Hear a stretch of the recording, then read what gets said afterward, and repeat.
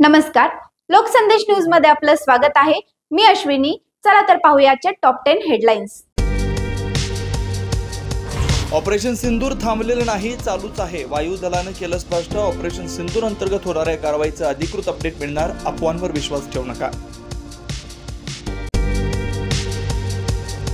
भारत पाकिस्तान शस्त्रसंधीच्या पार्श्वभूमीवर पंतप्रधान मोदींच्या निवासस्थानी बैठक। 2 तास चाललेल्या बैठकीत तिन्ही दलाचे प्रमुख, संरक्षण मंत्री, परराष्ट्र मंत्री उपस्थित। काश्मीर प्रश्नावर तोडगा काढण्यासाठी काम करेन, शस्त्रसंधीनंतर अमेरिकेचे अध्यक्ष डोनाल्ड ट्रम्प यांचं वक्तव्य। अमेरिकेमुळे शस्त्रसंधीचा ऐतिहासिक निर्णय झाल्याचा अभिमान वाटतो, ट्रम्प यांची एक पोस्ट।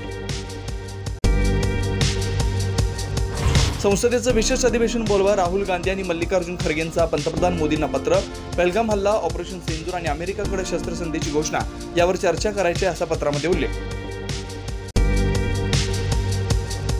भाजपाने पंतप्रधानांचा राजीनामा मागावा, संजय राऊत यांची मागणी।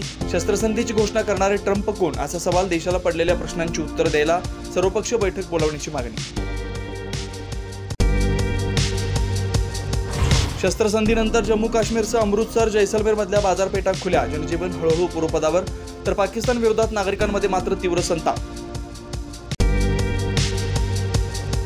बांगलादेशच्या माजी पंतप्रधान शेख हसीना यांनी अंतरिम सरकारचा मोठा दणका, दहशतवाद विरोधी कायद्याअंतर्गत आवामी लीग पक्षावर बंदी।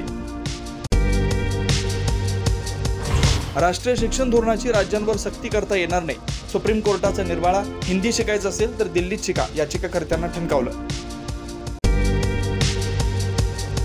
मालवणच्या राजकोट किल्ल्यावरील शिवरायांच्या नव्या पुतळ्याचं लोकार्पण, शिल्पकार राम सुतार यांचं मुख्यमंत्री फडणवीसांकडून विशेष अभिनंदन। सिद्धिविनायक मंदिरात आजपासून हार, नारळ, तर तुळजाभवानी मंदिरात पर्स बॅग नेण्यास बंदी। शिर्डीच्या साई मंदिरातील फुल आणि हार स्कॅन होणार। अशाच विशेष घडामोडींसाठी आमच्या YouTube चॅनलला सबस्क्राइब करा, फेसबुकला लाईक करा आणि इन्स्टाला फॉलो करा।